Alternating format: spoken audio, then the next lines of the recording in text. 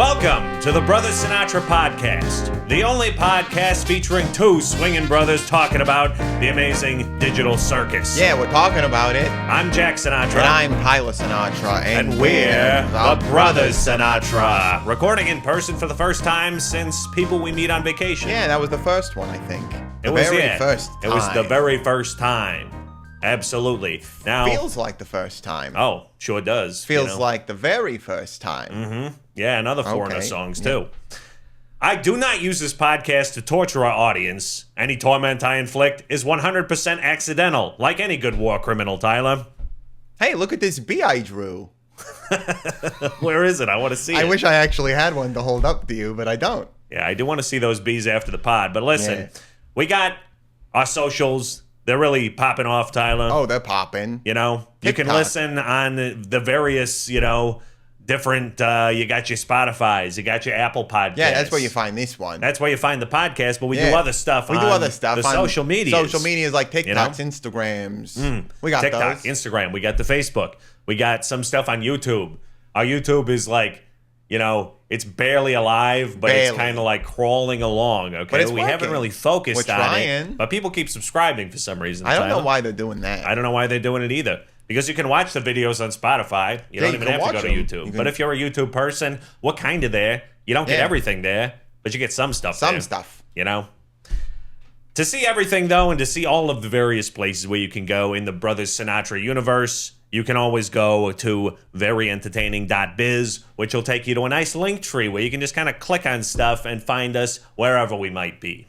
Super easy. We like to make it easy for you. We like to make it easy. And .biz is because we're a real business. Oh, yeah. That's very important. The .biz, you pay extra for the .biz because it makes you a lot more legitimate. Okay. People are definitely not put off by the .biz. People like a very long URL to go to, and they also like a very long email address. Yeah, that's what they like. We have the veryentertaining.biz, and then if you want to email us directly, you go to 2 brothers.sinatra at veryentertaining.biz, okay? We've only run into a character limit a few times with that. Yeah, only a few times. Just a few times. Well, let's get into it, Tyler. This is the Amazing Digital Brothers, Volume 2. We're brothers and we're digital. We're doing the Amazing Digital Circus. We're going to overview episodes 3 and 4 today. Oh, I can't wait, Jackie. Okay? I love it. Oh, it's been, a little journey so far. So there's going to be 9 episodes total in the whole thing. We're doing 3 and 4 today. I'm kind of going along as we're going, so I've only seen up to episode 4. So I don't know anything that happens in the future. You've seen everything up to this point, which is up until episode 8. And correct. 9 is yet to come out.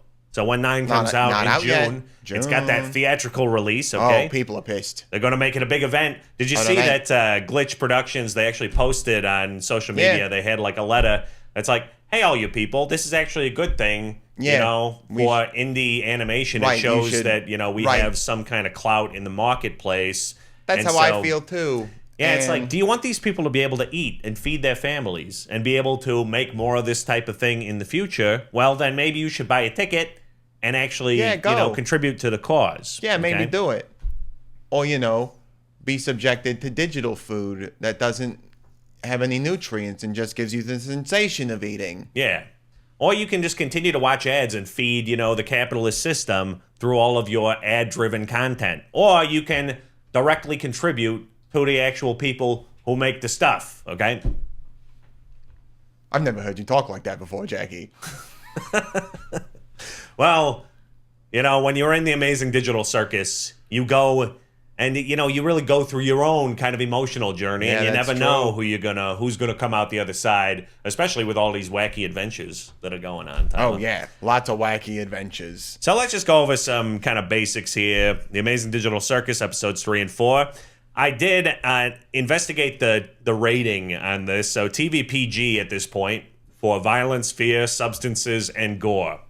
So I think the substances definitely come up in this one. I think it's really funny that they had to be part of the rating, for what it is.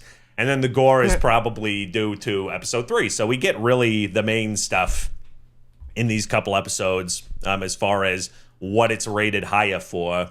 And TVPG seems about right to me, but I would say that if you are a 10-year-old watching this, there's probably going to be a lot of stuff that doesn't quite hit you as hard as if you are in your young adulthood, let's say. Yeah, a lot of the content I do think is generally geared toward more adult individuals. We got Gooseworx, who's the creator, the director, the writer, had a hand in the music composition as well. Oh, and what a hand. Oh, and Gooseworx is kind of a reclusive figure. Gooseworx does not have recognizable social media. Okay, so they're a private person. Private. And I've seen pictures of her at shows and whatnot, taking pictures. But clearly someone that doesn't necessarily want to be tagged in a couple of brothers' social media Yeah, we're not going to be tagging. Okay. We tried.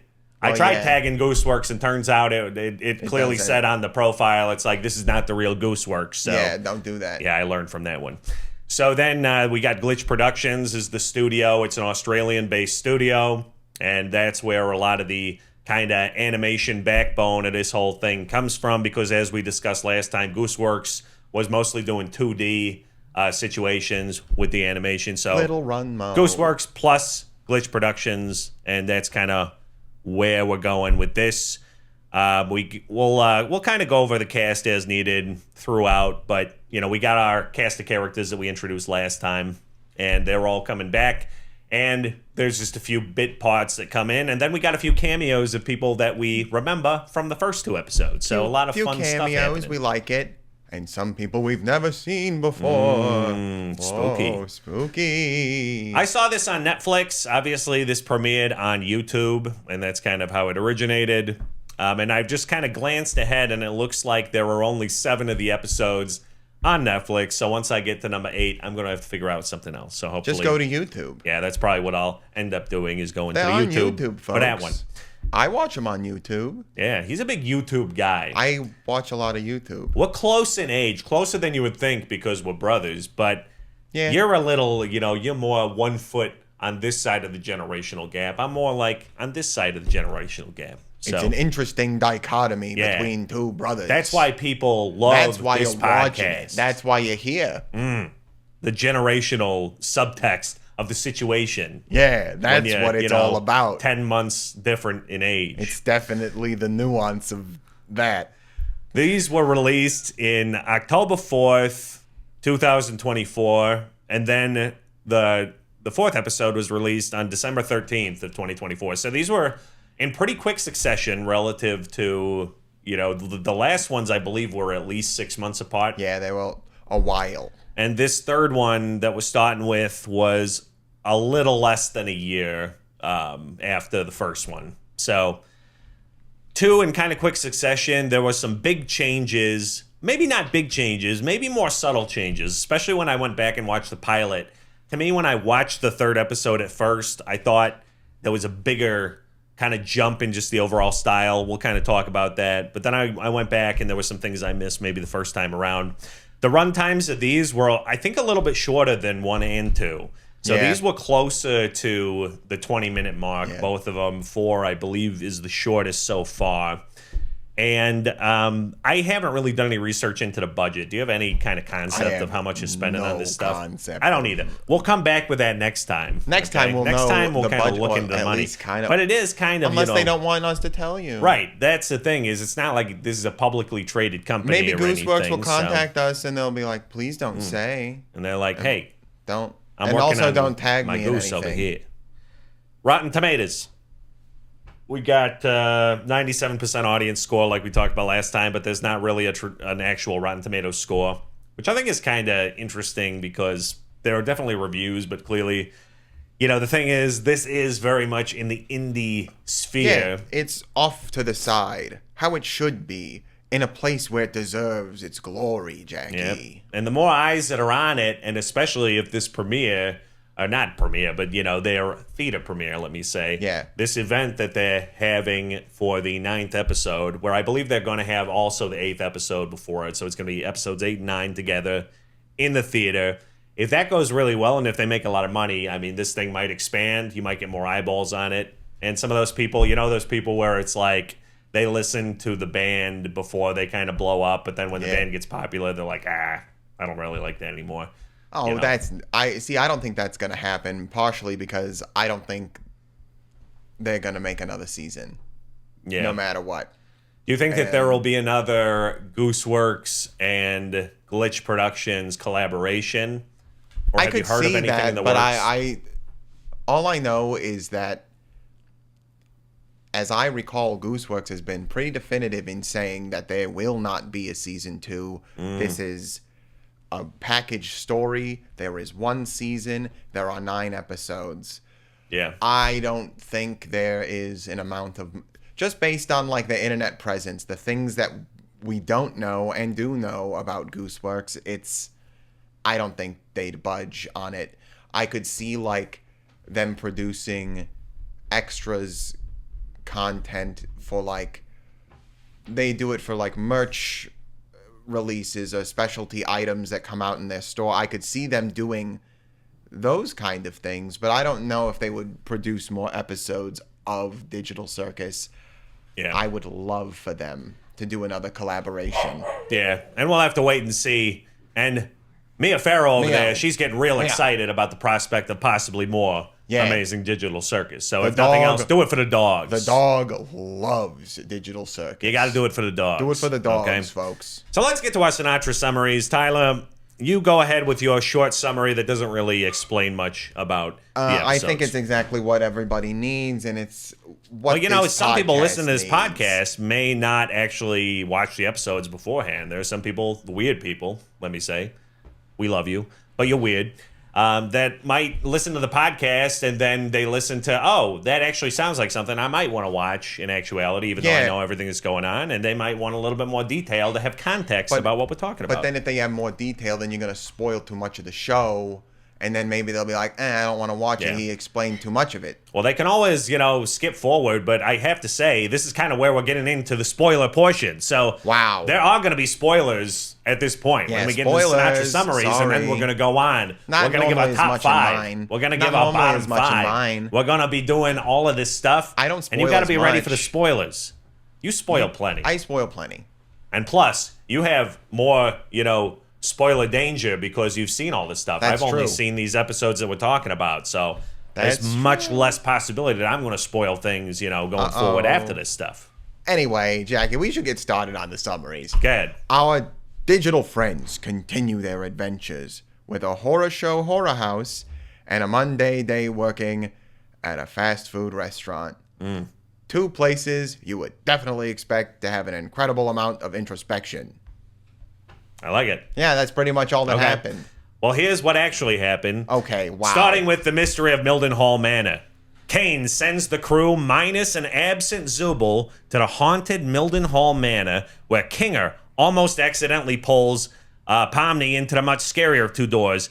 I said almost, he does. He absolutely pulls Pomni into the much scarier of the 2 doors, splitting the present crew in 2. In the dark new setting, Kinga becomes much more lucid and even wise at times, and he and Pomni follow a breadcrumb trail of recorded messages from the late homeowner who was seemingly killed by a Resident Evil-style monster that soon chases the pair. Kinga shoots it with a shotgun, but an ill-timed final message reveals the monster to be an angel, so Kinga and Pomni are sent to a version of hell. Kinga consoles Pomni and talks about the memories of his abstracted wife before solving a key riddle that allows the pair to escape at the cost of his temporary sanity. They reunite with the others who had taken the pacifist route to Jax's chagrin. Meanwhile, Kane and Zubul have a deeply unhelpful therapy session. And then we're going to the fast food Masquerade episode 4. Zubul gives Gangle a new comedy mask, seeming to break Gangle's depression just in time for the next adventure. A fairly mundane-seeming fast food restaurant simulator with Gangle as the shift manager, which Kane chooses from the suggestion box. Gangle's position of power and manic behavior chafes on the others as they each go through their own struggles. Pomni sees our guy Gummy Goo and gets the feels. Jax just doesn't want to be there. And Ragatha accidentally gets high on stupid sauce. Soon, Gangle relapses into sadness, and Pomni takes over until closing time. Gangle then discards her new mask and stumbles into traffic, but Kane whisks her away for an unsympathetic performance review. Gangle retreats back into depression, but Zubul persuades her to rejoin the crew, and it ends on a slight upturned note. So that's what I got for the Sinatra Summaries. And now, before we get into nothing but the best, Tyler, I want you to give your opening thoughts or your overall impressions you done? of these two episodes. Oh, you done? Oh, wow. Yeah. You can wake up now. I was seeing if Queso was streaming on Twitch. Now you're making me hungry. He wasn't. Anyway, my impressions, Jackie? Yeah, I love both of the episodes. When you said impressions, I thought you were going to do Funky Phantom again. No, I'm not going to. I would never bring Funky Phantom into our podcast, Steven. I would never do it. The point is, I loved both episodes, Jackie. In general, I'm a big fan of the horror genre, and I also happen to have spent a lot of time working in the food service industry. So both of these episodes hit me in, right in my sort of they're both zone. Right in your lane. They're right in my lane, Jackie. And the animation just keeps getting better per episode. The writing continues to be strong. The bits are good. The qualm, again, I don't want to get into it because it's part of my demerits, but it's like the general vibe and versus the aesthetic of the show is hard for people. I love it, but specifically when you're watching the horror one, it was so you go from like such a bright and happy to like existential dread, and I think they're not the strongest episodes, but I do like them, and I'm like might be personal fans of them both the most, but I don't think in viewership they would probably do the best. They don't identify with younger crowds as much. One of them's a day working, and one of them is like a specifically like scary sort of horror dark thing. So yeah, they definitely up the maturity in both of them, whereas before we were kind of purely in first kind of the main digital circus realm where you just got a lot of bright colors and, you have that juxtaposition in the pilot, but then you go straight into episode 2, which is more just kind of a classic 3D video game, where you got these goofy candy characters, and there's some like dark stuff, but I'd say 2 is maybe the lightest and the brightest, even though you've got that whole Gummy Goo sequence where they're talking about existential stuff. But then, episode 3 takes a hard turn into survival horror genre, like video game. It also kind of flirts with the fact that if they hadn't gone through that door, it would have been more like a Luigi's Mansion type vibe. But I had a lot of fun with these 2 episodes. I think that, for me, so far, 3 was my favorite episode. And if I had to rank all of the episodes, I would say from the top, 3 is my favorite, then the pilot, then 2, and then my least favorite was number 4 so far. Oh, that's if interesting. I had to rank all of them so far. Just on a pure like gut check level.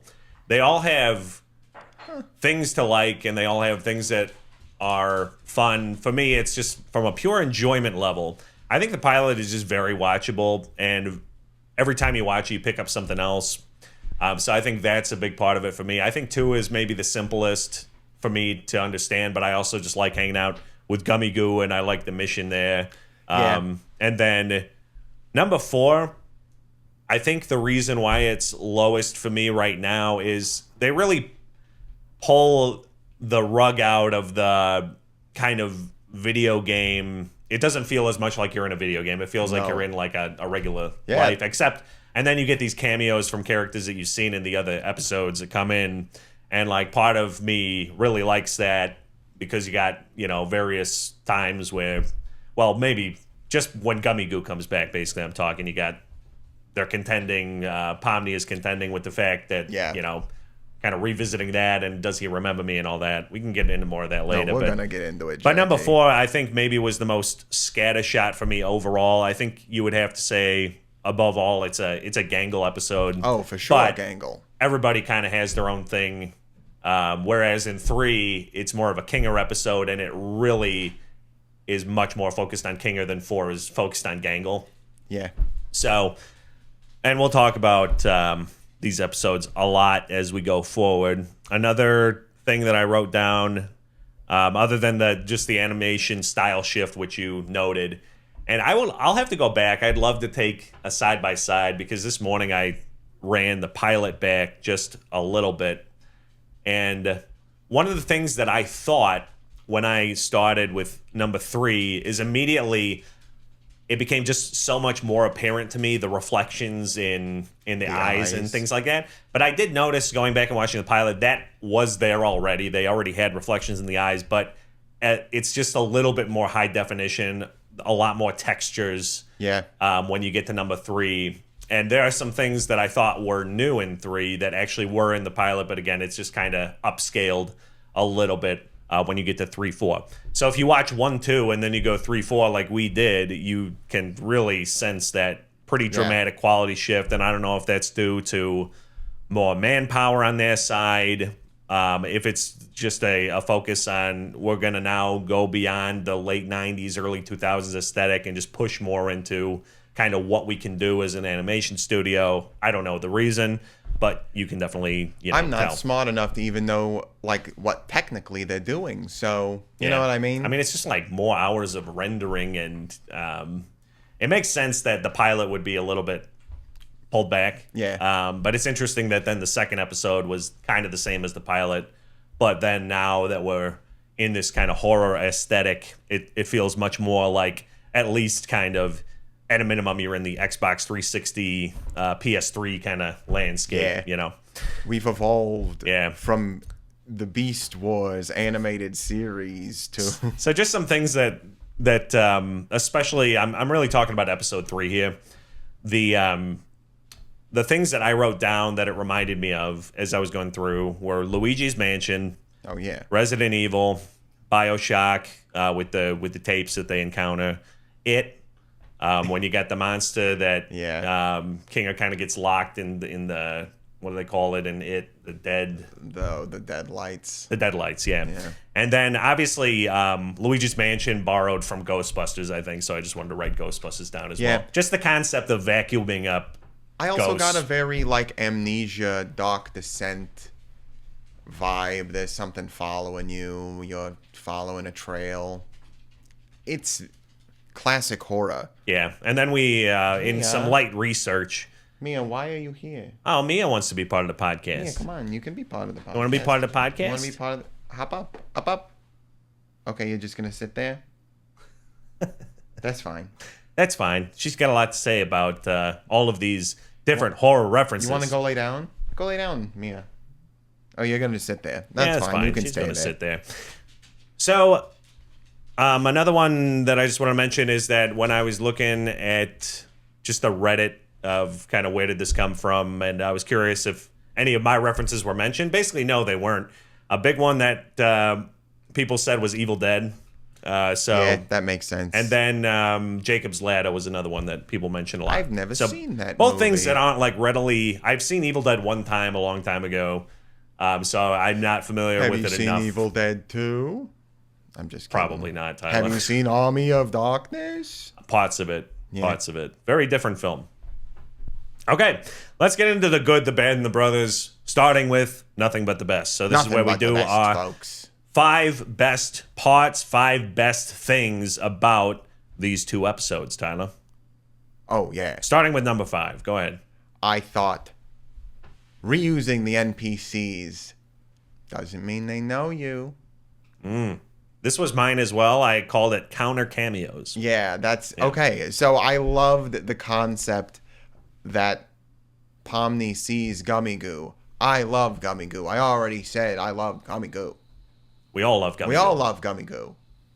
And he comes back, and even before, you're like, oh, Ragatha's like, oh, sometimes they like to reuse NPCs in later adventures.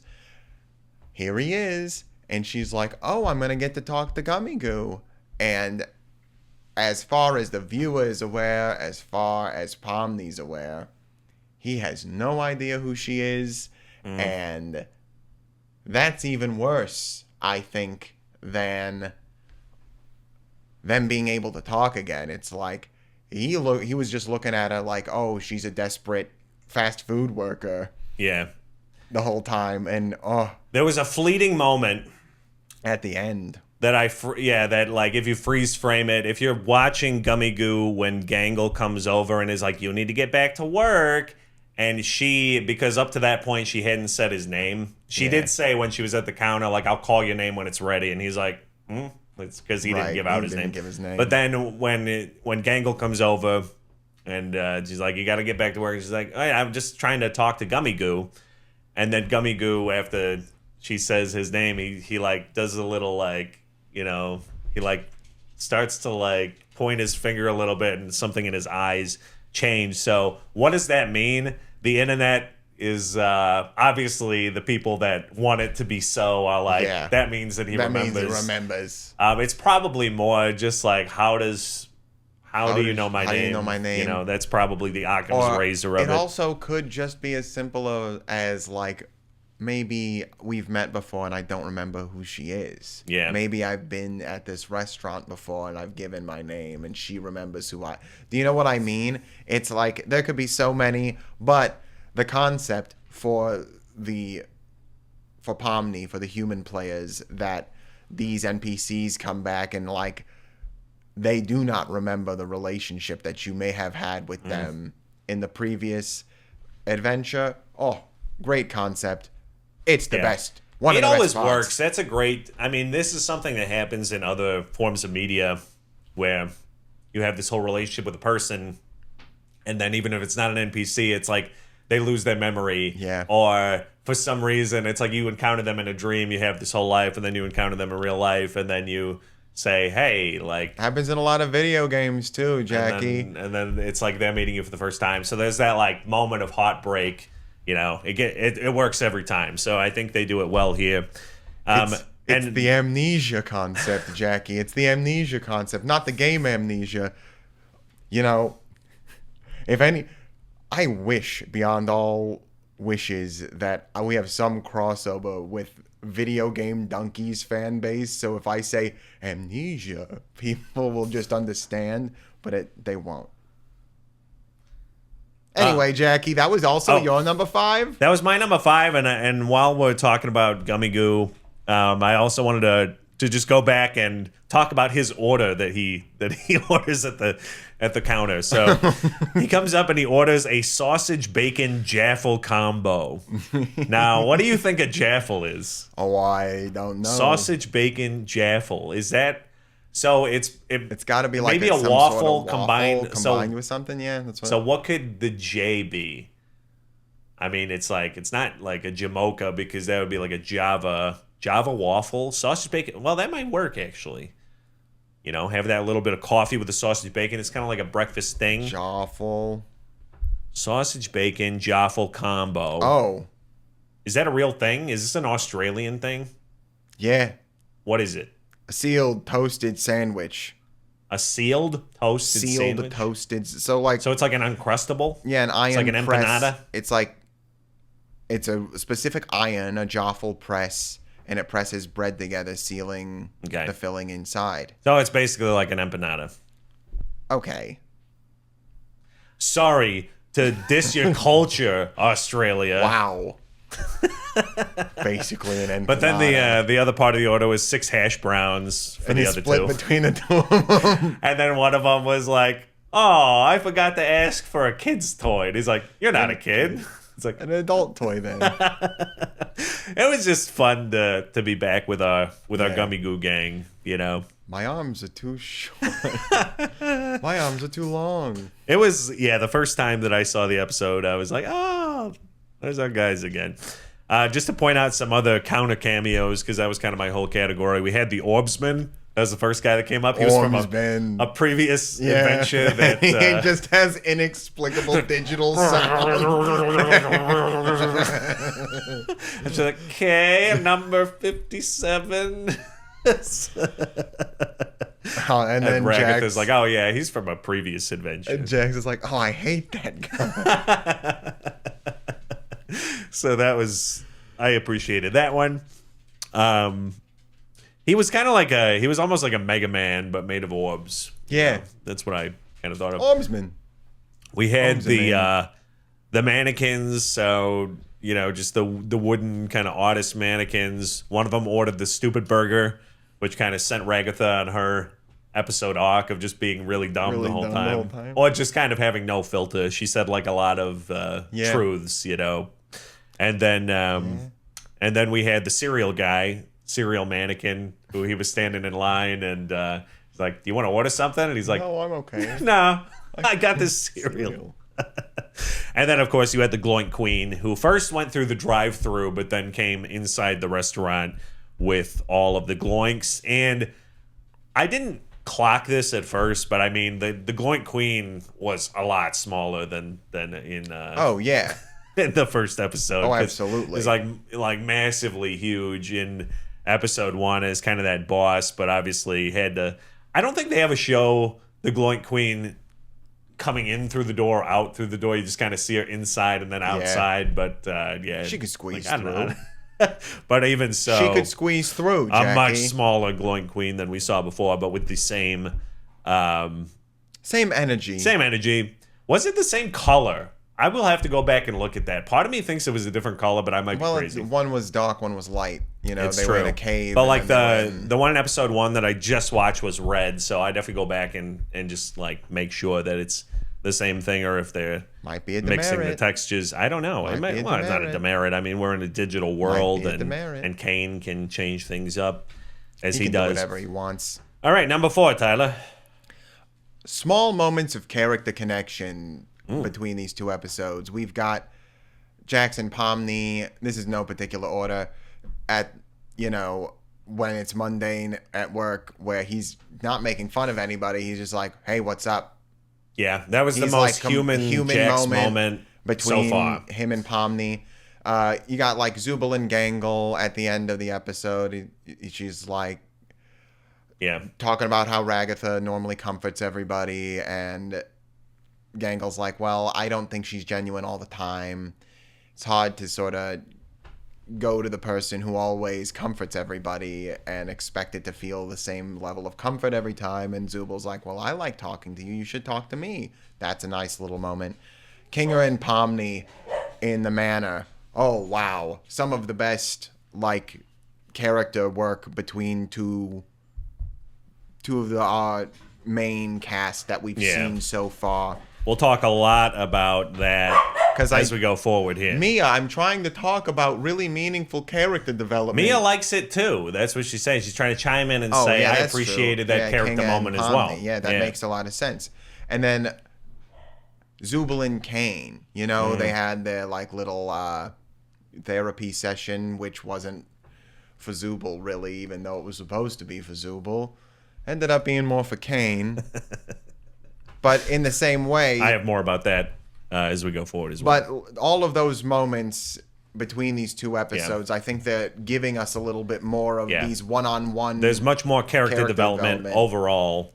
And the great starts moments. To happen. The one-on-one moments between those specifics that I named, and there are others that I may have slipped my mind, but those are the ones that stick out. I think those are really great moments in these two episodes. Yeah. I like it. My number 4 is just that breath-holding setup and payoff in episode 3. I think overall, I just wanted to say, I think episode 3 is the best constructed episode, where the pilot, I'd say, is really well constructed, but there's so much to it. They have to do so much world building and setup and all this stuff. I think episode 3, pound for pound, has the best setup, the best payoff, great character moments, fantastic animation, just a really fun episode. I think the first time you watch it, you actually feel the horror and suspense of it. Yeah. Like, you don't know what's going to pop out. You don't know what's going to happen. It's also got some really well-planned, funny moments. And I think the fact that it really does, for the most part, you have that little aside with Kane and Zubul, but for the most part, you're spending that episode with two characters. Yeah. And it's time well spent. Not only from a horror angle of them being kind of more or less isolated, but also from a character angle, and learning Kinga's backstory as well. So yeah, the breath holding setup and payoff. They kind of go through and it was kind of fun when they were talking about what happens to everybody when they hold their breath. So Pomni's face changes color. We found out. I think Ragatha's hair stood up on end. Yeah. Kinga lights up, which you kind of see at the very end too, which is kind of a cool thing. And then what else? Zubul gets straight. Yeah, Zubul which gets they play straight. off as a joke. Yeah. And then Gangel's mask spins around, and they don't know what Jax does. Yeah, and I wondered if that was going to pay off ever, because, you know, Who knows, I just wanted to know. Even if it's not important, I'm curious. I mean, it'd probably be, maybe his ears inflate. That'd be funny. One of the things we were talking about, the animation style change. I think the character model that changed the most was Jax from the first couple episodes to the third. Not only is the color totally different, like he's more yellow in the first couple, now it's like orange. Mm-hmm. And also there's just something about his eyes that just are different. He's almost like less cuddly more than any other character. Like his affect kind of changes to be less, I don't know, less fluffy, less he looks Bugs more Bunny, he looks more like an acrylic toy. Yeah. Like with edges. And he's the one that I really noticed the new textures, and like his mouth is shiny, his eyes are shiny. Yeah. Like, so just whatever they're doing with their new animation style really came off with Jax's character model. Number 3 for you. My number 3, Jackie, is, I got to read this verbatim how I wrote it when I was thinking about it. Kinga is a Chad guy who knows what he's doing and isn't even afraid of the dark. Yeah. Yeah, it's true. Well, he's not afraid of the dark because that's when he gets his best, it's when he gets most cogent thoughts. Yeah, he's in it with his wife, Queenie. He's just in it there, and he's lucid. And we talked about the King of Pomni in the last, but I just think Kinga's character work, I mean, not in the second episode, but the second of the he's got one of the great moments in episode 4, which it's incredible. We'll get to that because I'm talking about some of that in my. I've mentioned in the previous podcast how I love the trope of the person who's seemingly insane speaking truth about, just general situation, or like having hidden knowledge or something like that. And when the lights are out and Pomni's freaking out, and he just gives let's just sit here for a minute. Well, nothing's chasing us. Yeah. Before the whole intimate moments, there's a lot of stuff that happens, but it's like maturity. You're seeing all of these things that none of these other characters really have. Kinga has this quality about him where he's like, I know what's going on, or I'm comfortable here, even though I'm crazy 90% of the time. It seems like I'm insane. Yeah.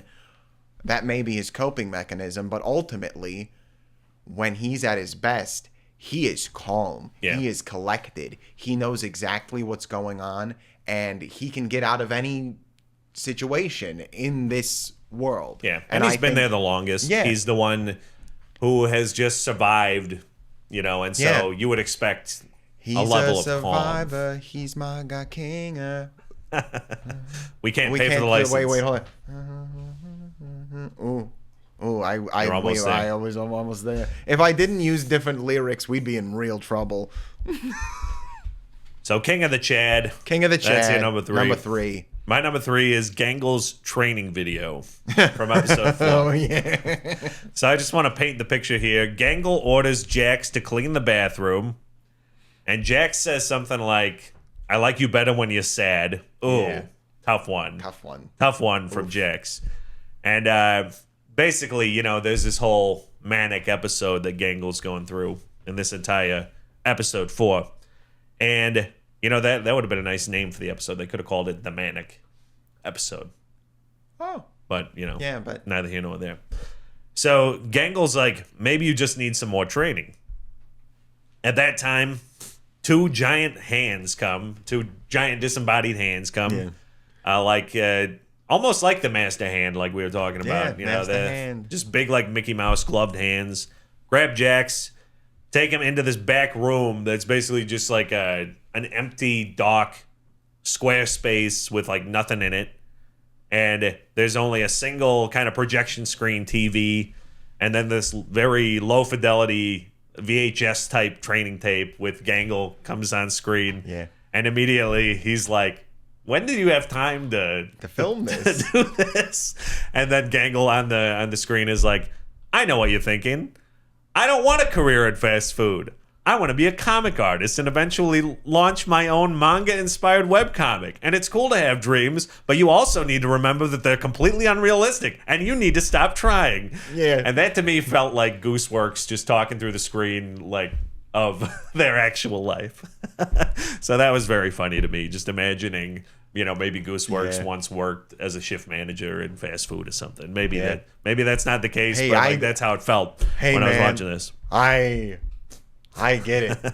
And then Jax is probably the most concerned and scared that you've seen Jax throughout so far. Usually he's kind of a cool customer, but here he's like genuinely worried about what's happening. And then Gangle is like, are you smiling? And Jax is like, no. And then all of a sudden the jaunty music of the video just stops. And then like Gangle looks at the screen deadpan. Why not?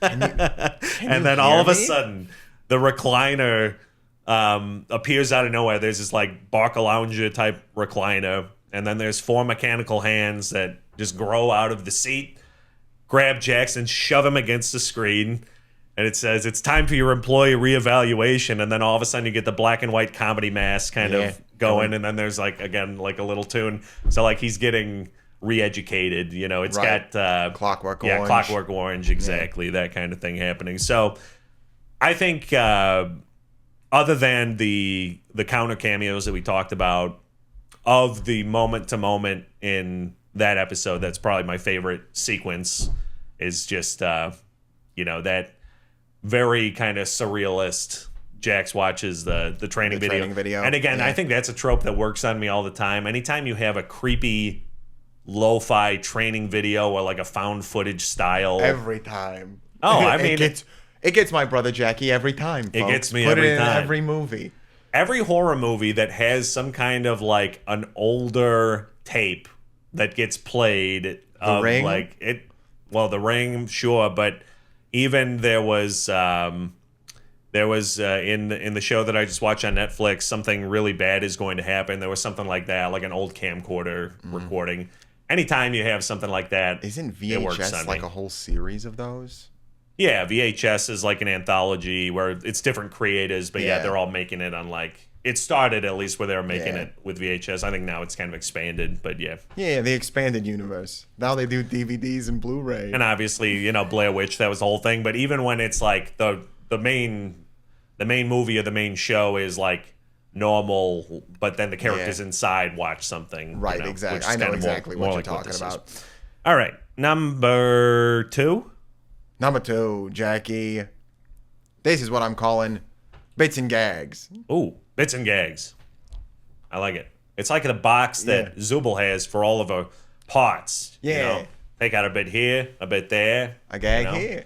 It seems like there's no duplicates of Zubul's parts. I think that's that's rough. That's that's on Kane. Kane provided this box without any arms that are identical or anything. He doesn't care, or he cares so much that he's on the other side. Tough one. Don't come alive. Okay, I won't. The Kinger in the background riding a bull. Oh, look at Kinger this! in the bull. Look at this bee I drew. Yep. What does this ink blot tell you? It's just Kane. Yeah, it's just Kane. Kane's face. Stupid sauce. Stupid sauce was great. Stupid sauce was. Can I get the stupid burger? Last time you forgot to put the stupid sauce on. Make sure you put the stupid. We have that. And the stupid sauce is like hot pink, like magenta. Yeah. And Immediately gets in Ragatha's eye. Kane glitching around, like when he's straight glitching out and going in his office when everybody's gone and he's just like buzzing around. Hilarious. The 2D eyes when everything goes dark and Pomni and King are together, and it leans even further into the sort of animated Foley sounds, and it's got like the blinking sounds, and so funny. I love all of the bits. I love the gags, whether it's the sight gags or the writing. A lot of attention to detail. There's an angel book in the back. I think you talked about that outside of the pod. A lot of stuff. Bits and gags. That's my number 2. Bits and gags. Bits and gags. My number 2 is Kane Corner. Kane Corner? Kane Corner. So I have a ton of notes here. I'll try to just kind of skim for the main parts, but basically in episodes 3 and 4, you start off in number 3, new adventure, the mystery of Mildenhall Manor, I think he calls it. And he says you got to solve the deep mystery and capture all the ghoulish ghost activity that you can, which then Jax takes as capture ghost. He said capture ghost activity. Yeah. And then he's like, for the first time ever, you can. And then you mentioned before, his eyes start to like come through the teeth. Yeah. So what do you think he was about to say there? Like walk through walls? Like what was I have no idea what because he doesn't complete the thought. And then because he immediately gets distracted and is like, hey, where's Zubul? Yeah. And then it's clear for some reason in episode 3 that he really wants Zubul. Like he, in his own mind, made this particular adventure for Zubul. Yeah. Which then is paid off in episode 4 when everyone explains what happened and Zubul's like, why would you think I'd like that? Yeah. And so this adventure, he said it's supposed to be more mature. And then you get to the part in the manor where they got the 2 doors. And then even though Kane is not there, you can kind of feel Kane as the creator, the developer of this. And it says the door on the left is rated, wow, for all ages. Yeah. The door on the right is rated, for mature Zubuls only. Maybe that's what he was going to say. Maybe he's like, this is the first time you'll be able to pick between like a choose your own adventure almost. Yeah. Kane was looking for Zubul, snaps to bring her, and she's like, could you do that the whole time? Yeah. Because he is like, he can literally make anything happen, but he was, do whatever he wants. Looking around, snaps, she's there. All of a sudden, they're in therapy, so she's on kind of the classic therapy chase, and he is playing the part of the therapist at first, taking notes. And it's clear that the whole time, basically, he's not listening to what she's saying. And it's clear that they've probably done this multiple times already because she's like, I've already told you this, but I just, she doesn't feel good about her the body because... And he's like, oh, well, we solved that already because I gave you all of your Zubul parts. The Zubul parts. Yeah. And then she's like, you're not listening. He's like, look at this cool bee I drew.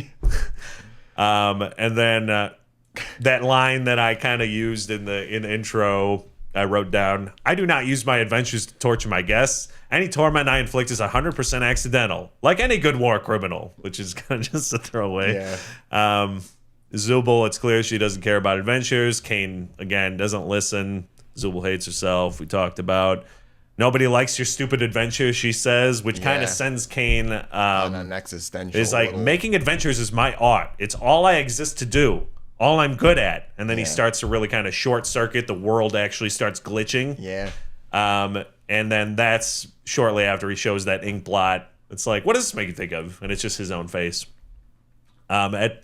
Basically after that, when they cut back to therapy, the roles are reversed. So now Zubul has the notepad. Yeah. And Kane is in the chase. And the line that they come in on is, and now I'm just starting to wonder if the Wild West was even a real direction at all. And then basically shortly after that, the gang comes back from the adventure. And basically he hard switches to, he looks at his empty wrist. So he doesn't even have his wacky watch on. But he looks at it and he's like, oh, everybody's back. The adventure's done. And then he says to all of them, welcome back, my meowing milkmaids. Yeah. And Jax, I think, is like, don't call us that. And then going to the next episode with Kane, you got the whole Zubul loans the plastic mask for Gangle, and they're in Zubal's bedroom, and they have that whole back and forth about Pomni's never getting a unicorn horn. But then Kane all of a sudden flies in and he's like, did somebody say adventure? And then the adventure that he comes up with is The Curse of the Violent Psychopath Butcher. Yeah. Which off the back of like the last one, which was very horror, everyone's like, all right, can we chill with the horror? That's what Pomni says. And then they kind of do a quick verbal recap of the last episode. And that's when Zubal's like, why did you think I would like that? Zubal at that point points out the suggestion box because he's like, well, why don't you make suggestions? They're like, we already did. Here's a suggestion box. He rips it off the wall, and that's, it causes a leak for some reason. And that's really the only Bubble moment that I even remember is Bubble going and plugging. So very Bubble light in these couple episodes. It's Bubble light. And then he reads through some of the suggestions. One of them was Zubal is a pinata, and that was the one with Jax. And then there's one where Jax can't talk. Yeah. And then Gangle's like, can we pick one that's more normal? And then the suggestion was, let's have one where we all work at a fast food place. Yeah. And then he switches the adventure to an honest, hard day's work at Spudsy's restaurant chain. So that's the official name of the adventure. In episode 4, Gangle's appointed a shift manager, and Zubal at that point tries to sit out of the thing like she did in episode 3, but then King is like, oh, it's okay, I'll stay back instead. And then basically everyone else walks through a portal, but Zubal gets trapdoored. Yeah. So it's like, it's funny because there's a moment, and I forget what episode it's in. I think it's in the very first episode where Kane is talking to Zubal, and he's like, we're going to do an adventure right here. So it's going to be, if you don't want to partake, it's going to be very easy for you to stay on the sidelines, Zubal. So even in episode 1, you kind of had that dynamic of Zubal not really wanting to take part in the adventures. But then immediately in episode 1, the Gloinks take her away. So she kind of gets involved. So even though Kane is giving this illusion of choice, it's clear that he can make anybody do anything. He can make anybody do anything. Yeah. And then you get the moment where Jax throws Ragatha in the deep fryer, and that's when Kane gets called up by Gangle as he's the upper management at that point, and they have this concept now of there's going to be a punishment if they don't do the job as well. So that kind of makes Jax a little bit more in line, so he's not just kind of causing chaos the entire time. Yeah.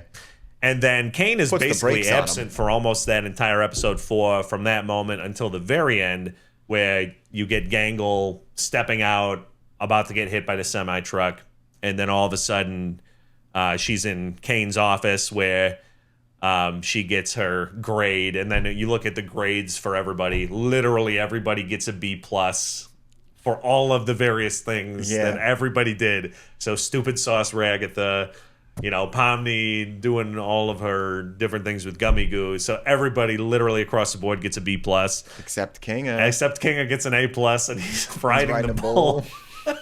No explanation. And then, of course, you have a couple of Easter eggs in the office. They had a hang in there poster that was visible, and other, but that was the main one is the hang in there, but they had other inspirational posters. You saw the CNA logo, which you haven't seen since episode 1, on the computer in the office. And then you saw a piece of paper with a bunch of drawings of bees on his desk.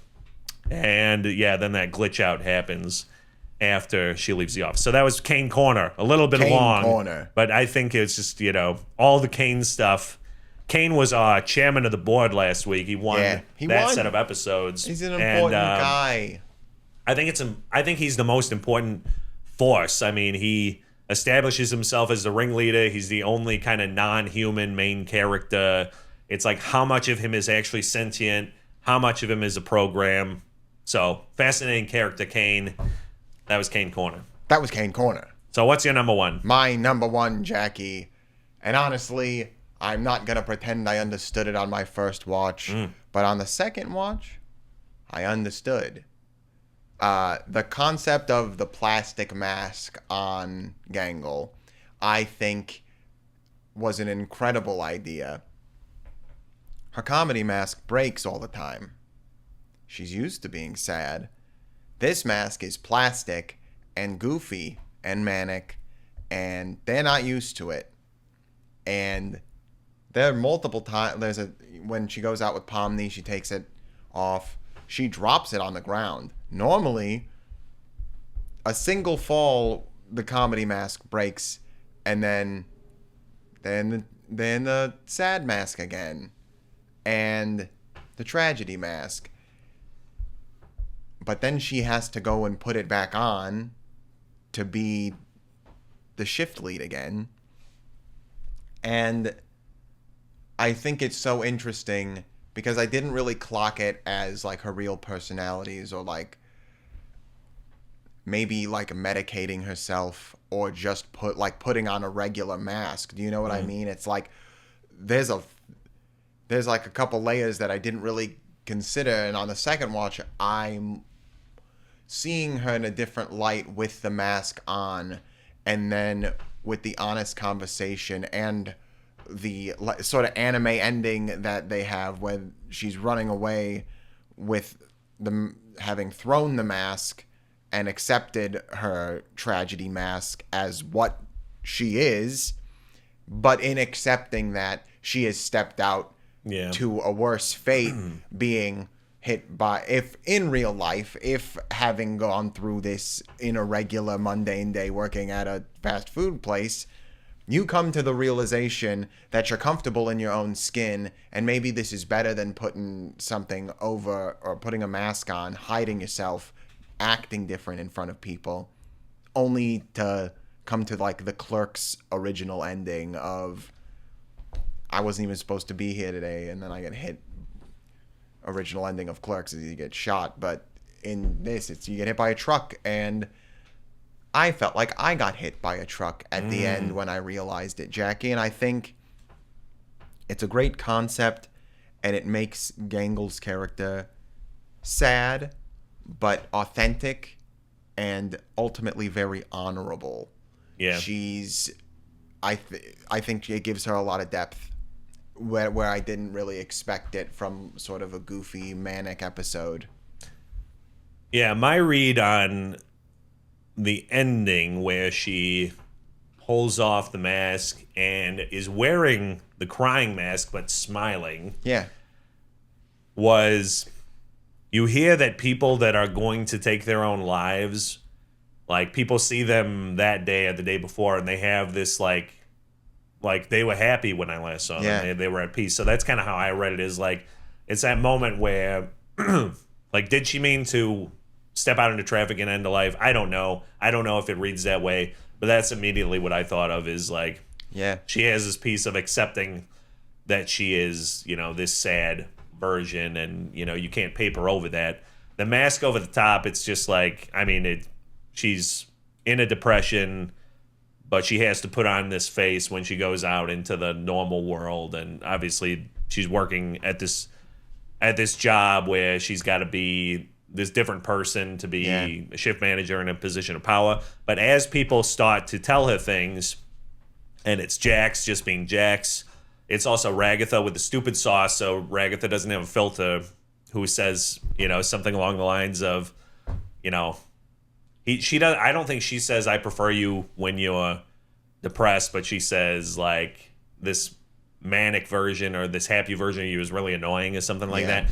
Every time someone says something like that, I think you hear a little crack. Yeah. And so like, they do definitely play on that aspect of it, and I think it's I think it's well executed. Again,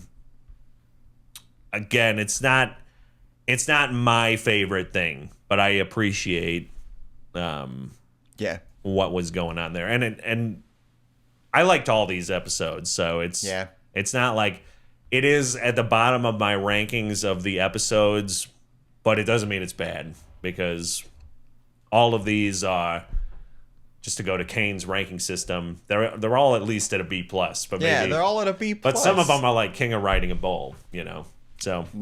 Some episodes are King of Riding a Bull, Jackie. Anything else about your number one? I just really, the idea of it being plastic, and also, I forgot to say this, also being offered by like somebody else. Like it's they're like, maybe try this. Do you know what I mean? And then I just think it's such an interesting play on, something. All of these concepts have like been touched on before by different media, but it's just it's so fun, and I just really enjoy the concept of it being plastic, unbreakable, and she's used to having both emotions, but one of them is fragile. Yeah. You could also read it as like a, and when you actually have a bout of mania and you have one of those disorders where you have manic episodes, it's like when you're in that period, you can't really just break it or you can't, switch. Yeah. So that could be something in it. I'm not that smart, and I don't know enough about these diseases to really say one way or the other. But, I think that there is a lot of depth in there and probably some life experience. But, again, I don't know. I don't know, Jackie. But it seems like it. But I liked it a lot. All right. My number one is everything that happens in the scary door with Pomni, and Kinger. Yeah. It's hard to pick and choose. So this is kind of like my Kane corner where I just have a ton of notes that we'll step through as quick as I can. So I really love when they first go in. And first of all, I guess I should mention we haven't talked about when they first kind of go into the haunted manor, a very scary looking ghost pops up and then immediately changes into like a cute ghost. Yeah. What was that ghost's name? I have it written down somewhere. Chibi ghost, I don't know. Yeah, let me see. That was immediately vacuumed by Jax, and he's like, what? Let's see.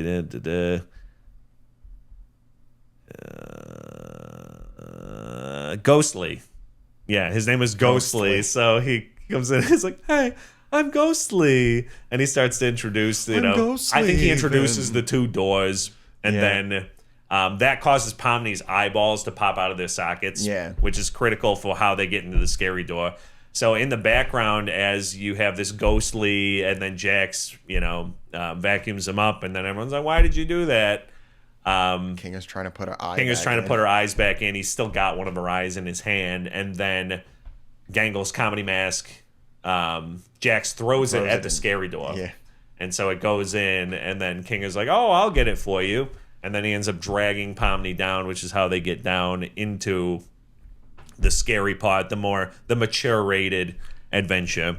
So then they're in a creepy den with a fireplace, but it's very dark. And it's got everybody in the group's heads on a plaque. So Pomni kind of sees her own head. All, like morphed and so it's like game trophies, but it's everybody's head. And then of course they see the creature's head, and they really pause on the creature's head. It's a really great design. Gross. Yeah, it's like very creepy, and you kind of immediately get the sense that this is going to be something that they're going to be running from, or that's going to be hunting them more or less. They find the Baron Theodore Mildenhall reel-to-reel tapes, which is one of my favorite bits. He just has all of these various 5 or so reel-to-reel tape decks like strewn throughout the house. And just about every time they encounter one, it's like just after they should have known the information that is on the tape. It's like a little too late. What an inconvenient lore placement. So the first one kind of just like builds it up and talks about, I was hunting this monster, and it's like, you assume that the monster that he's talking about is that head. They find the second tape, and it says that the body's missing. It also says, never take your eyes off of the head, which they've already done. They've already done it. Yeah, they left the room. Don't let it out of your sight. This is kind of where you see that angel book on the back shelf, which you will not notice the first time, and even if you do, you're not going to think it means anything. Pomni finds the elevator key because they're trying to figure out a way to get up. So she finds the key, and that's when you get the blackout. That's when it changes to the 2D animated eyes. And Kinger keeps touching her eye. It's like, is that your hand? No, that's my eye. And that's my eye again. And then there's a fly sound. Yeah. Or no, Kinger screams, ah! Like, what? I just remembered a really funny joke. But I don't know if it was actually funny. And then Pomni's like, what's that? This is probably my favorite line. It's probably just magnets or a Oh, boat. yeah, or a boat. Or a boat. And then you get the fly buzzing sound, Yeah. and they hit it. I don't know. Was that actually a fly, or was that sound supposed to be the head? See, I don't know. Because it sounds like a fly, but then like the head immediately kind of It's starts to behind light them. up. Yeah. And King is like, "I'm sorry, can you speak up?" And he's like, "Pomni, I think this might be the creature from the tapes." Like, like the most obvious thing possible. And then that's when King gets stuck in the It-style deadlights. Yeah. And then they finally get in the little dumbwaiter type elevator. But it goes down. But and it goes not down up. instead of up very slowly. And then they're in the cellar. They find the Mildenhall corpse. Okay, I won't. And it's but before that they listen to one of the tapes. Yeah. And he's got, a shotgun and looks, rotten corpse and whatever. In that tape, Mildenhall says something about his wife and his theoretical children, which I Yeah. thought was funny. So he makes it clear that he killed his wife while he was trying to hunt the creature. Pomni goes over to try to grab the shotgun, and she's like, "Please don't come alive. Please don't come alive." He's like, "Okay, I won't." And then he doesn't. I was expecting him to come alive the first time. I mean, that was one of my favorite. Like, you're expecting the classic horror movie thing where it's maybe delayed, but it happens. But then he doesn't come alive after that. Yeah. The body comes out of the sewer, Pan's Labyrinth style, I wrote, because it really reminded me of, the classic Pan's Labyrinth eyeball creature. And then the head comes at the other side. Kinga has 2 shots, and he nails both of them, but then they find another tape where apparently the creature is actually one of God's angels. And then you get the classic... Oh, it's not. They don't find another tape. It's the same one. Oh, yeah. Like It it just had resumes. stopped. It Yeah, just yeah. like It just resumes. auto That's plays right. again, and it's like, wait. That's what I would have said. That's exactly. There was more to the same tape. And then Mildenhall basically is like, "That's one of God's angels. I need your body, in the order switch. to reanimate." Yeah. And then the king is like, "How did he record this if he was in hell?" Yeah. And then you get that whole, "The next breath will be your last." They get sent down to hell, which is just a very dark, like, stone castle. And this is where Kinger is absolutely lucid and completely in control of his faculties, almost a different person. Pomni freaks out. She rushes in at first, where you have all of these little, like, Wispy, ghosty little wisps, and she starts to turn into a Mildenhall, proxy, basically. She's got glowing eyes and sharp teeth, and you get that whole, before Kinger even talks about it, she's like, "How's your wife, Kinger?" So it's that classic, it's like The Exorcist, really, He hits her with a gun, I think, to snap her out of it. And then he says something like, 7 years of computer science for this, huh? So, again, it's like you get a little bit of character building here. Yeah. With Kinger, he talks about his wife that was abstracted, remembers that his last meeting with her, when she was abstracted, she was calmed by darkness, like they were in now. She was calm enough to touch one last time. She was into entomology, which might influence or might explain his, did somebody say insect collection line from episode 1? Yeah. And then I wrote down this line: "I know how it feels in this circus. Sometimes it all just feels pointless, but it's not. Not if you have people who care about you. Good memories can do a lot. Hold on to them and cherish the people around you. You never know when they'll be gone. In this world, the worst thing you can do is make someone feel like they're not wanted or loved." And then Kinger cracks the puzzle with the whole "your last breath" thing. They hold their breaths in a perfect callback to the beginning of the episode. And then that's when Kinger, like, lights up like some sort of true angel. Yeah, Chad. And then he glows like clavicular. And then parallel to them on the other side of the space, is that supposed to be his wife? There's some kind of angelic figure that's kind of going along with them. So it could be the wife. It could just be an angel, because they were talking about that thing was God's angel. I like to think it's his wife. And then they go up the stairs, and they're with the other crew, and the crew, Jax is tied up, and they all did a much easier version of the story, where they basically just had tea with Mildenhall's ghost wife. Yeah. And And that was I guess got all of the mystery solved just by talking to her and took the pacifist route. We like a pacifist route. So that was my number one, was just everything, absolutely everything that happened in the mature version of the adventure. The mature adventure. And also, like I said, number 3 was my favorite, so I feel like we just had to talk about what happened in 3. All right. Let's go to Demerits. Oh, Jackie, I sort of said something like this before. I think while I like both of these episodes a lot, I like the horror episode and I like the restaurant episode. I think both of them are further, like, it's a harder juxtaposition, you said that before, between their bright aesthetic and the serious concepts. They're leaning into the serious concepts with the aesthetic a little bit in some of these and making them bland or making them dark.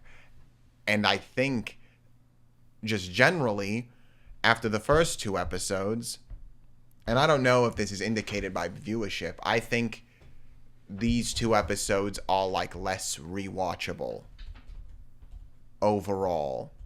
I think just because of how dark they are throughout the series, I could see myself going back and watching the pilot and like the Gummy Goose stuff. These, yeah, they're fun, but it's like rewatchability factor, maybe not as high for these 2. And again, I'm nitpicking because I do love these episodes. I identify personally with the service industry one. But again, tough genre, especially if you're tough genre, tough concept if you're aiming for like the demographic of, 16 to 38 or whatever, 18 to 38, whatever if that's what you're shooting for, you're losing a little bit of the younger end of that spectrum with these. But, you give and take. It's still good storytelling, but, nitpick. So here's some stats on the viewership that I just, discovered with this Google AI. We love it. Unfortunately, these are not very well categorized, but here's just some milestones to give you an idea of kind of what we're talking about here with these episodes. So the pilot has had over 413 million total views as of March of this year.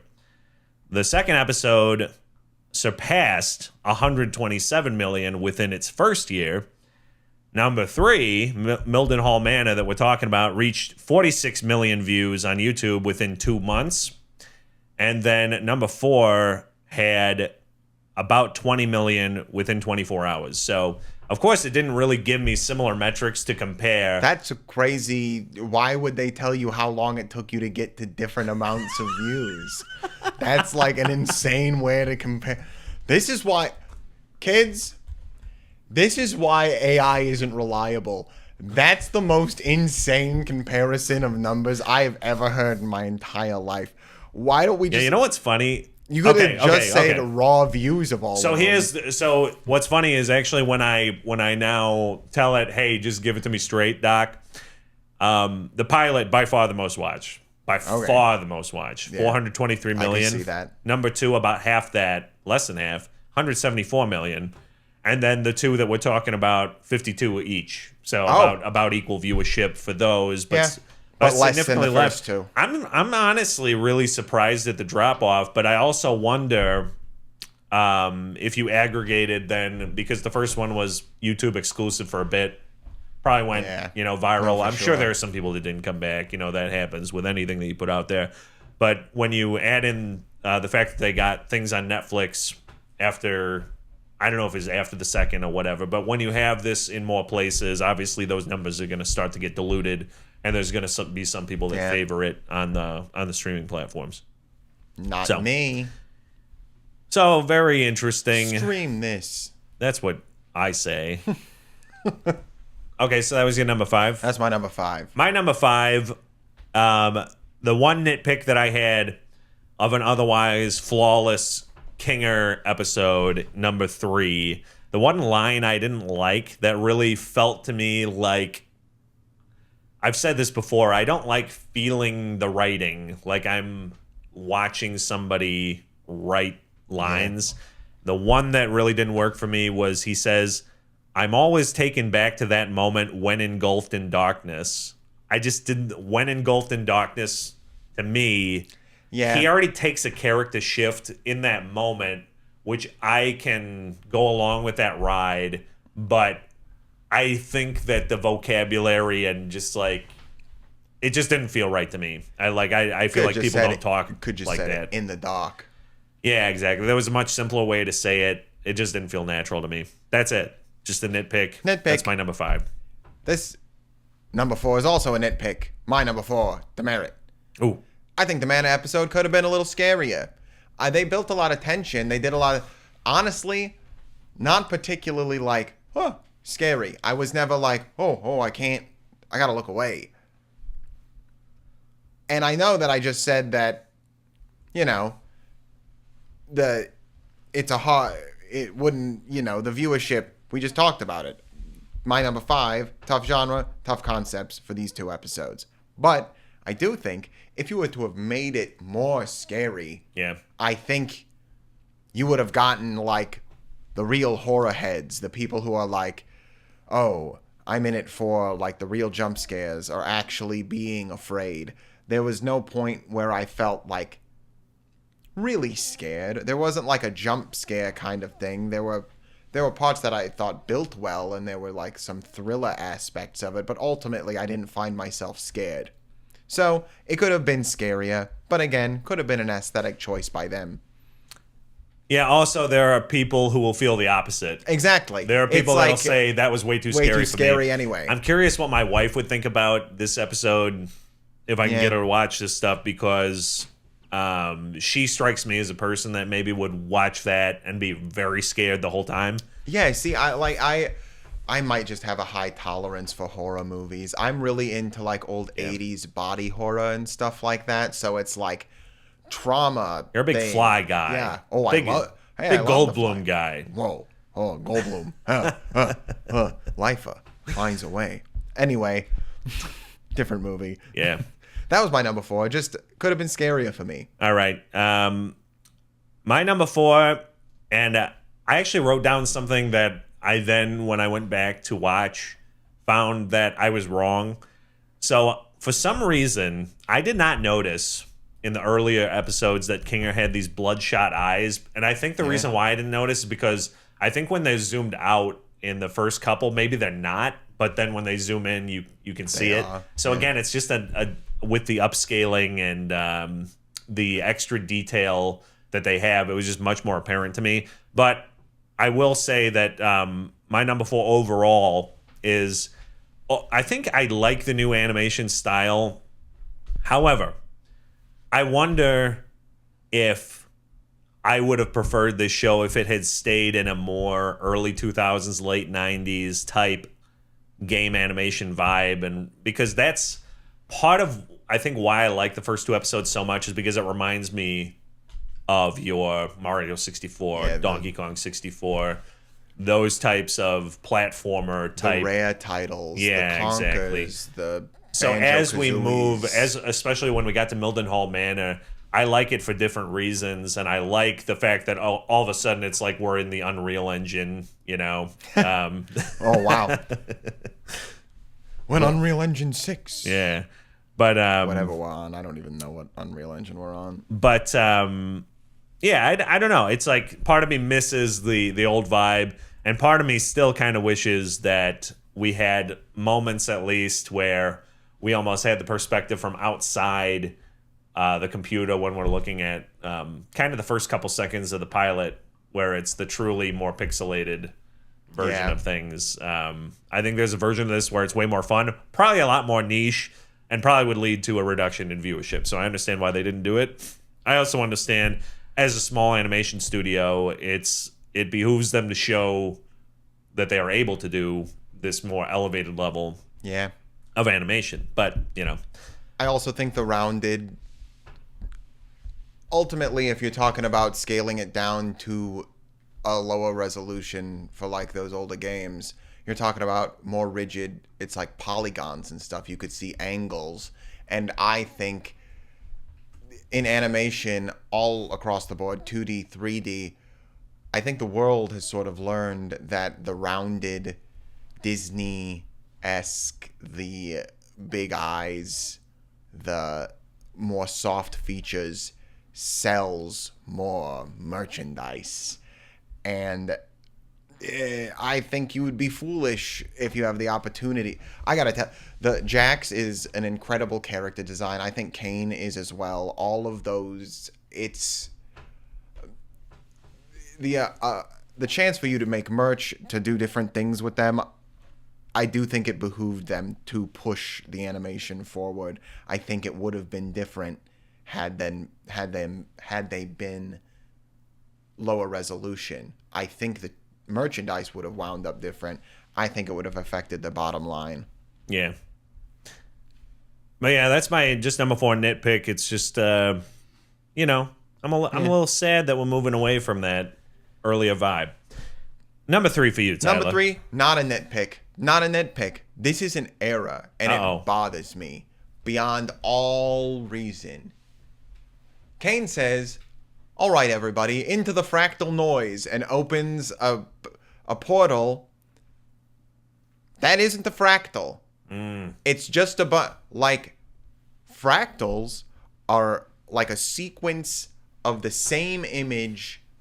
I mean, depending on your perspective, either getting smaller or getting bigger. It's like a repeated over and over and over that ultimately makes the same image, like macro versus micro. So the more you zoom in, you just keep seeing the same thing. But if you were to look at it from a further out perspective, it is still the same thing. That's what a fractal is.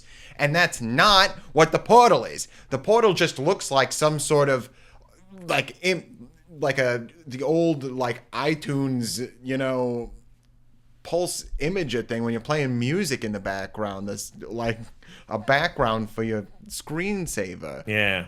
It's not a fractal. It's like the visualizers. Yeah, it's like a visualizer. It was not a fractal. So don't say into the fractal noise if you're not going to show me a fractal. I'm expecting to see a fractal. You're a real fractal guy. I'm a fractal guy.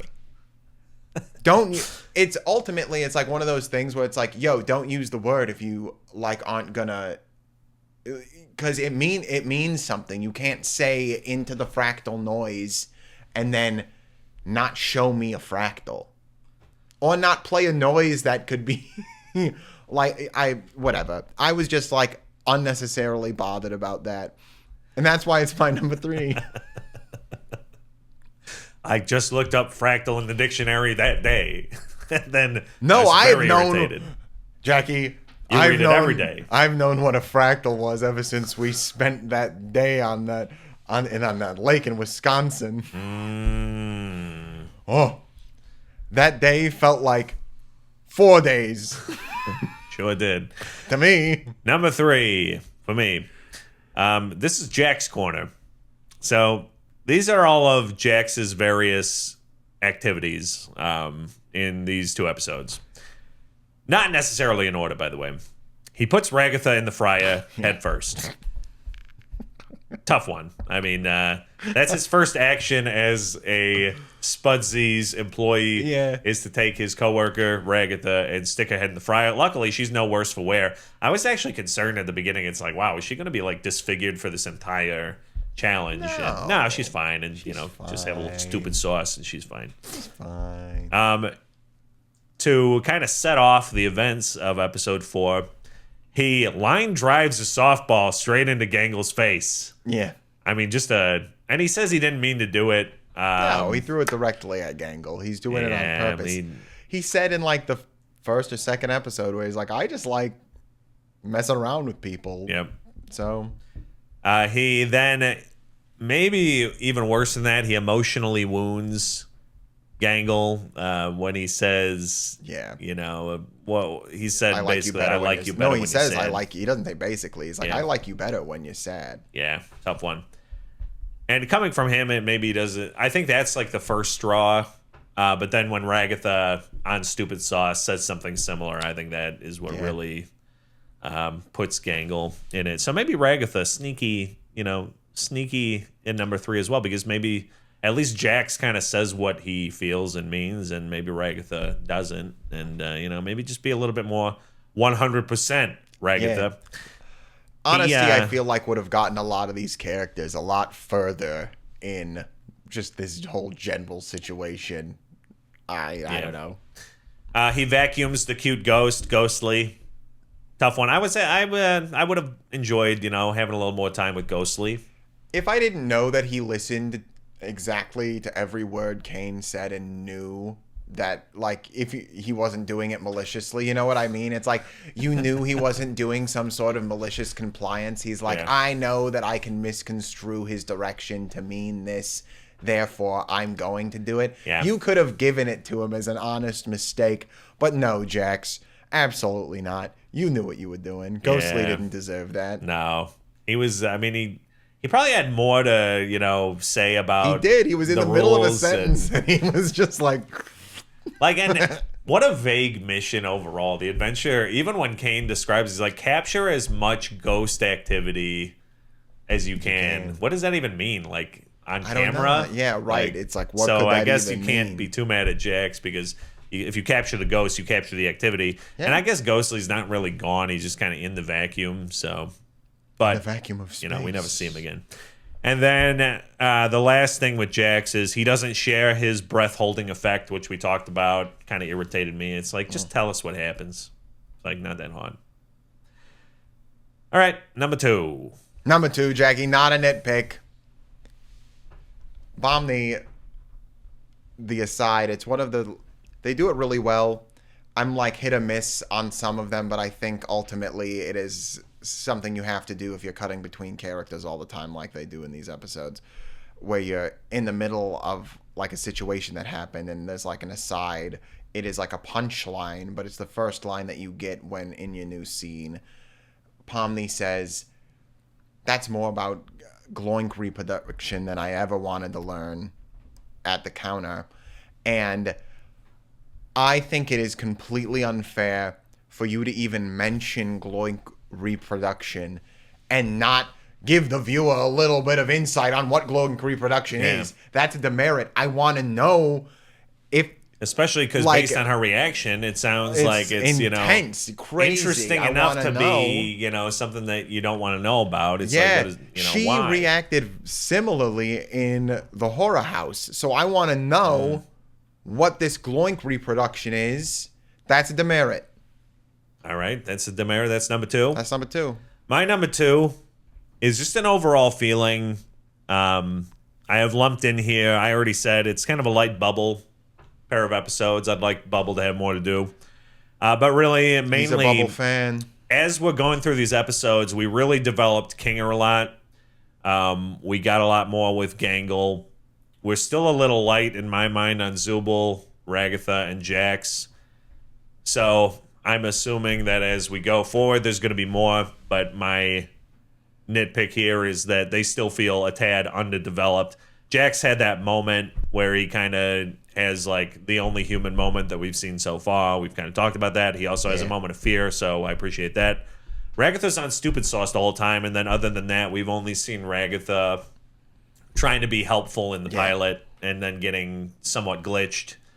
And then with Zubul, we know that she doesn't want to go on adventures. And she's not comfortable in her own skin. Yeah, in her own skin. But and also that she went out of her way to be nice to Gangle. But I still feel like Zubul is fairly underdeveloped at this point. So that's it. Just some characters more developed than others. I'm excited to see where they go in the next few episodes. So what's your number 1 demerit? My number 1 demerit is there is absolutely no organization in this group at all. We know that Kane can be distracted by like almost anything. And he's not good. He is like neutral. I don't even know. He's neutral. There's no way to describe him. But he wants to please the people who are there. And the only way the way he's programmed to please you is through adventures. My point is, there are people who want to do the adventures, obviously. Jax wants to go. Jax wants to cause mayhem with other characters. Pomni obviously doesn't want to be involved. Zubul doesn't want to be involved. Kinga doesn't care in most situations. I would think Ragatha is pretty gung-ho generally, like 50% of the time. Gangle, I would do the same thing. 50% of the time, in and out. Why haven't they divvied up like, yeah, you guys just go on the adventures while we go and sit on the side. You distract Kane, be really excited about going so he doesn't even think about us wanting to not go. Yeah. It's like, why haven't they done that yet? And honestly, I just think it is a lack of honest communication. And you brought it up before, just in your like earlier stuff. It's like, maybe that is macro what is going on with all of these people. None of them are great at communicating with one another. And that could be the overall just issue with everybody who's been in the circus. Yeah. They're terrible at communicating, and that's why they can't get out. Yeah. The thing that I get the most from these 4 episodes that I've seen, like the biggest theme or the biggest thing that I can pull from this is that we have all of these various humans that are in this virtual environment, and we see how they are grasping, trying to, like, some of them are trying to maintain their humanity. Some of them are trying to increase or amplify their humanity, and some of them are not concerned with humanity at all. Yeah, they're leaning into the game completely. So I think that's some of the most interesting stuff that comes, is those moments where you have these very, very human characters doing human things. You have human characters doing, anti-human things. And then you have Kane, not a human, who is all over the map. And you can't like treat him as a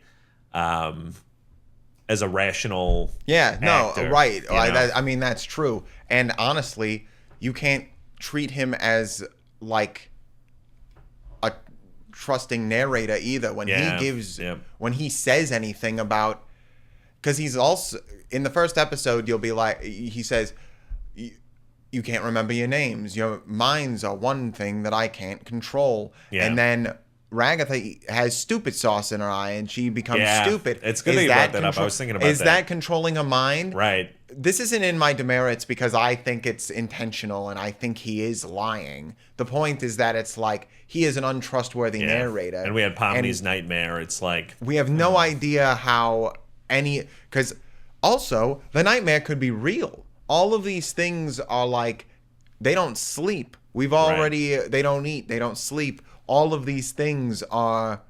Especially as we get through the 4 episodes, there's no sense of time. Yeah. Where the first episodes, they say, are supposed to be like one day and then the day right after. By the time we get 3 and 4, there's not even that like... Yeah, no idea. There's not that expressed, pattern. So we could be at any time frame at this point. Bless you. Why, thank you. Now, my number one. What's your number one? Very simple. Simple. These episodes. Doesn't sound simple to me. Let me talk to you about the episodes. All right. Try it again. These episodes are too short. Oh. And there's not enough episodes. Yeah. That's my main demerit. I think that there is plenty of story here. I want to go on more adventures. I want to see more video game environments. I want them to take popular games and just throw these characters in and do tropes about, that video game genre. I understand that's not the point of the show and that it's saying more, but that's what I want to see. I don't care what your goal is.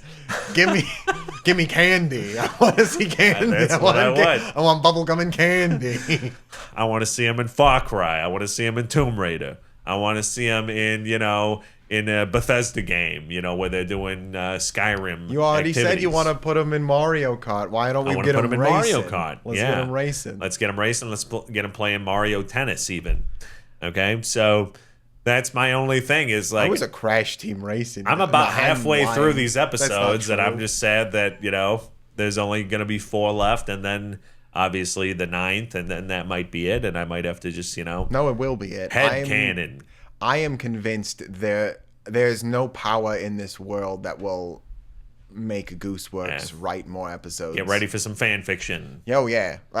Ready. It's already out there. I'll be Gandatasks. That's what you'll call me. Gandatasks. Oh,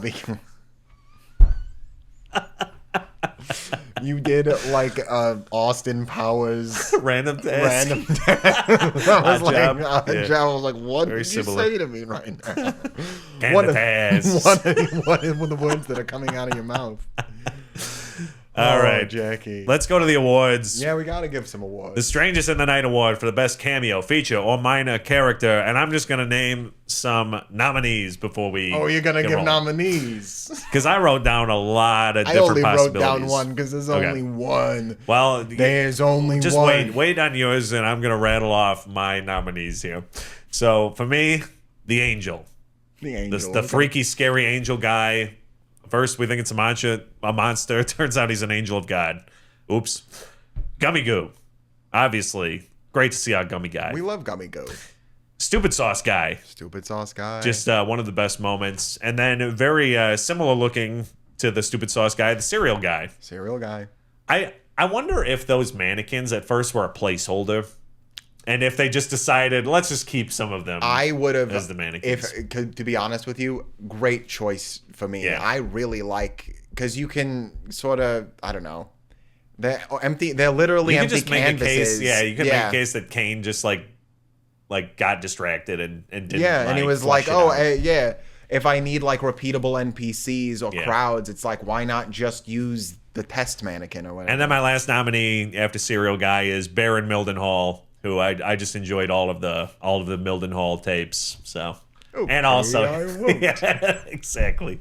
So those are my nominees. Now, what is your There's single only person? there's only one cameo that need be mentioned, and that is the man, the Orbs man, the Orbsman? the Orbsman. He doesn't say anything, but boy, he makes an impact. And the reason I like him so much is because Jax absolutely doesn't like him. It's And more the that's- reaction that's to more- the Orbsman. Yeah, it's. Oh. He is unnecessary. Who cares? He is the perfect.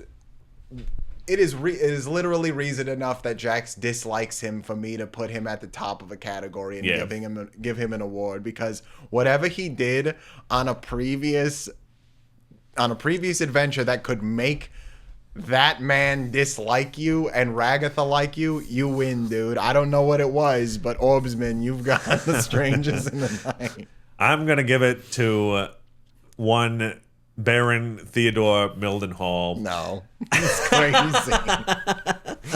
You talking about? I like talking your about a Orbsman guy with take. actually lines. It's I want to hear just digital nonsense sounds. I think maybe this was the most stacked Strangers in the Night category. Yeah. Probably just because of the structure of episode 4 being that you saw.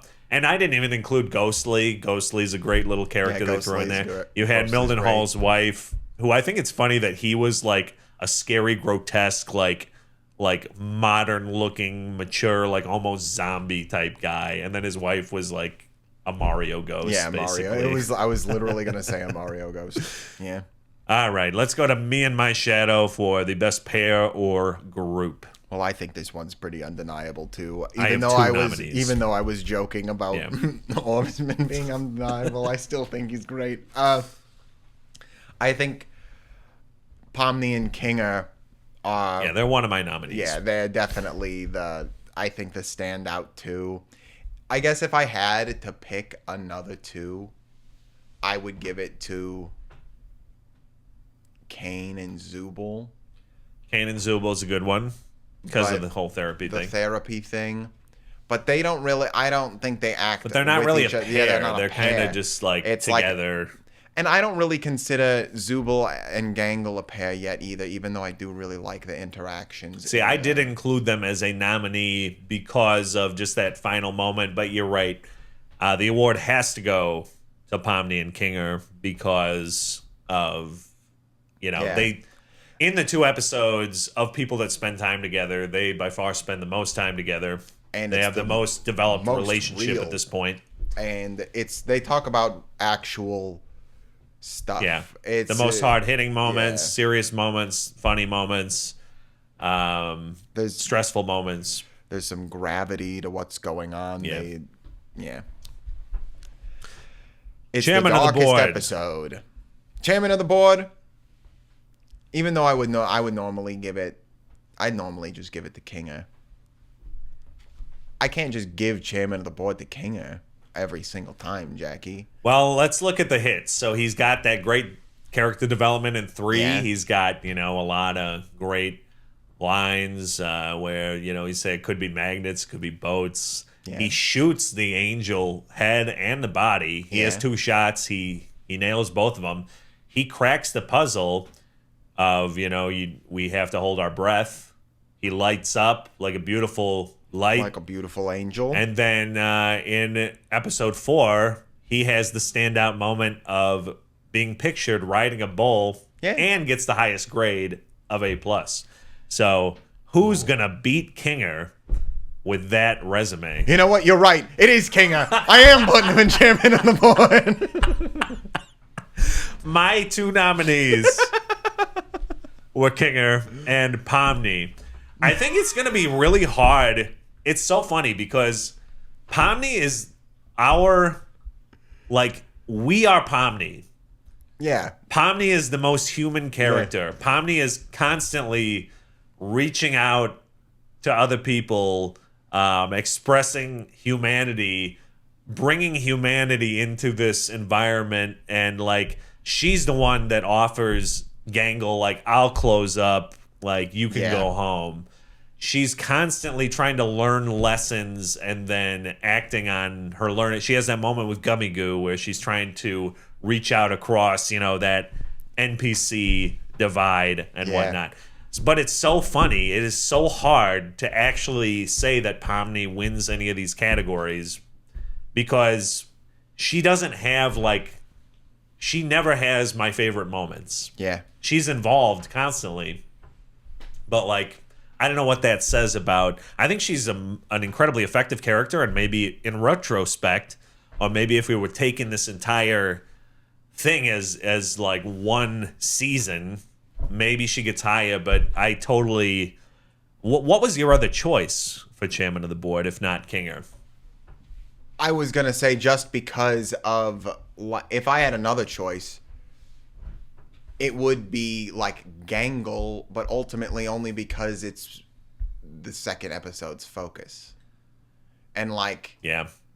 I think that is the only kind of thing that I could say is if we're taking these 2 episodes and you're not giving Kinger points for riding the bull, then it is hard not to say that Pomni deserves some real consideration to win these episodes, but it's hard not to give it to Kinger for me. No. Despite almost not being in number 4 because number 3 has so much stuff in it. Well, he also, even while he's not there, he does affect the entire episode by putting Zubul there. Because if Kinger was there, he would have been a completely different work day. It would have been a wreck. And then at the Might end, have been fun though. Might have been fun.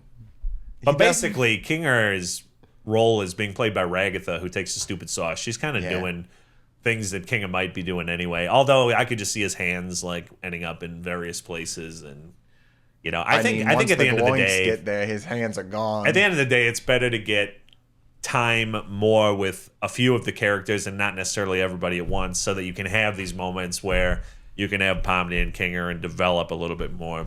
So I'll say that my Chairman of the Board is Kinger as well. Sorry, Pomni. I'm hoping that Pomni gets in here.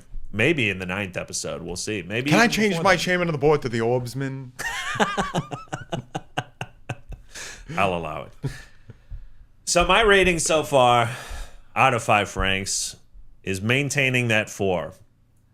I really think that by the time all is said and done, this could get to a 5 because I got to tell you, my demerits are so minuscule relative to some other stuff, and I mean, nothing that we've watched and even if it gets a 5, I'm not saying that it's like the most perfect thing that was ever created. There's some, writing, like I was saying, that I don't love every single thing, but same. It is just a very well constructed piece so far. I agree. It's something that you have other animated properties, and we were talking a little bit last time about some shared connection with Rick and Morty, a lot of that existential stuff. But the main thing that really sets this apart from Rick and Morty is Rick and Morty has that very improvisational feeling to it, where it's kind of like it sounds like they're improvising in the studio. They have like a rough idea of the script, and there's probably a script, but there's also a lot of coloring outside the lines. This is tight. This is compact. This is telling the exact story that they want to tell, because they don't get 75 episodes or whatever. Rick and Morty's got seasons. This is like 9 episodes. We got to get from point A to point B, and everything feels intentional. Yeah, they both give an air of like anything could happen during all of this. But Rick and Morty, it's like, you're right. It has this, maybe the anything could happen is partially from the fact that you can tell they're doing like improvisational work behind the scenes in the voice acting studio. There are parts where it's like there's definitely a name that's just absolutely made up, and then they choose, or like a description of something, or when the first episode of like the interdimensional cable episode, there's a bunch of stuff in there where you're like, oh, make up an ad for a thing, make up a movie, and that's like part of the charm, is that part of what you don't know what's going to happen is because they don't know what's going to happen, maybe. Yeah.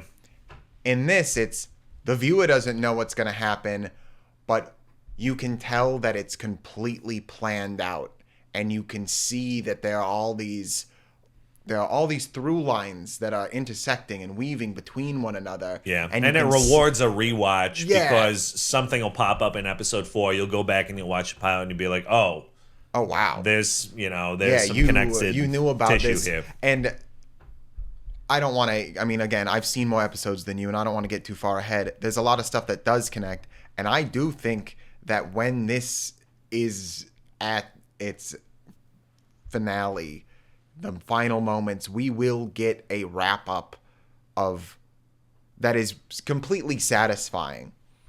Maybe not in the way that completely satisfying is the wrong way to put it. Some people are going to be angry no matter what.